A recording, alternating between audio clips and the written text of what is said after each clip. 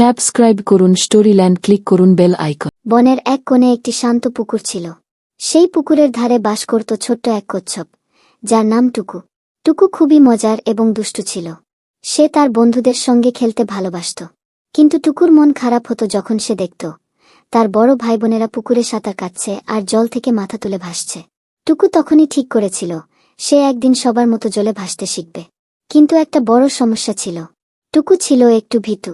সে জলে নামতে খুব ভয় পেত। তার মনে হতো জলে নামলেই ডুবে যাবে।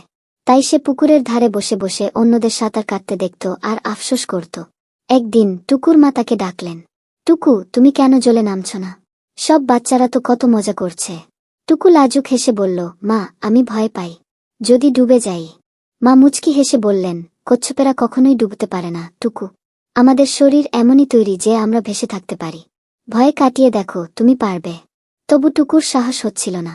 টুকুর তিনজন খুব ভালো বন্ধু ছিল, ছোট্ট পাখি পিঙ্কি, একটি দুষ্টু খরগোশ ঝপঝপ, আর একটি চতুর মাছ ছিলি।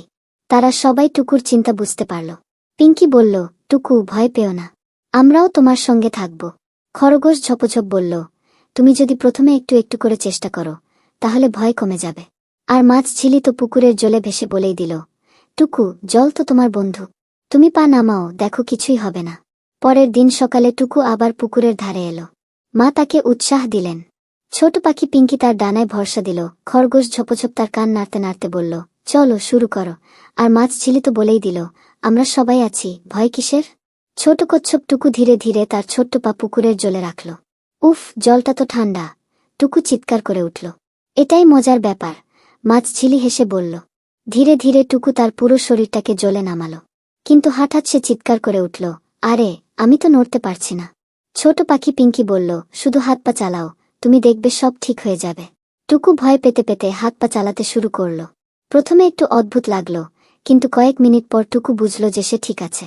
ছোট কচ্ছপ টুকু দেখল যে সে জলে ডুবছে না, বরং সে ভাসছে। সে খুব খুশি হয়ে চিৎকার করল, মা, আমি ভাসছি, আমি পারছি। মা পুকুরের ধারে বসে হাসছিলেন আর বললেন, আমি তো বলেছিলাম তুমি পারবে। ছোট পাখি পিঙ্কি, খরগোশ ঝপঝপ আর মাছ ঝিলি সবাই মিলে ছোট কচ্ছপ টুকুকে অভিনন্দন জানাল। ঝপঝপ বলল, দেখলে, ভয় পেলেও চেষ্টা করলে সব সম্ভব। এরপর থেকে টুকু আর কখনো ভয় পায়নি।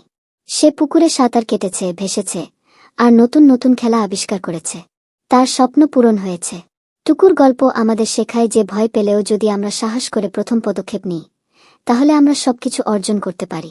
সাহস আর বন্ধুত্বই আমাদের জীবনের পথে এগিয়ে যেতে সাহায্য করে।